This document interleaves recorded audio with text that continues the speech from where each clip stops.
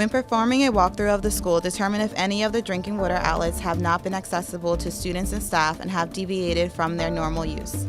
These outlets would require pre-stagnant flushing. Discussed here is an example of when pre-stagnant flushing would be required. If there is part of the school that is inaccessible due to maintenance or to repairs, there should be a pre-stagnation flushing prior to the beginning of the 8 hours to 48 hours. The procedure for flushing a drinking water cooler, which is a drinking water fountain with a chilled reservoir, would require running the water 15 minutes to empty the reservoir. After the flushing of the water cooler, attach a flush tag with the date and time of flushing, such as the flush tag displayed. The procedure for flushing all other types of drinking water outlets require running the water for at least 30 seconds, after which a flush tag would be affixed to the outlet. The locations that needed to be flushed would be listed with their sample ID codes on the flushing log. It is recommended that the top of the flushing log be completed even if none of the drinking water outlets required pre-stagnation flushing. A note would be made on the form that no pre-stagnation flushing was needed.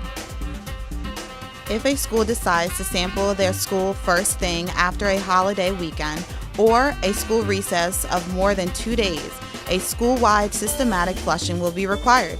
This is done by locating the faucet furthest away from the service line on each wing of the building. Open the faucets wide and let the water run for 10 minutes.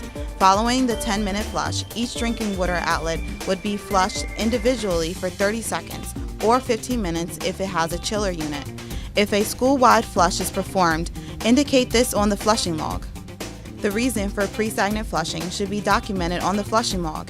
Here is an example of a flushing log completed for a school that performed pre-stagnant flushing. As you can see, they documented that the reason for flushing is the school was closed for the 4th of July week. If a drinking water outlet does not deviate from its normal use, it is important to not perform a pre-stagnant flushing because the school should capture the normal water quality that students and staff consume at that outlet.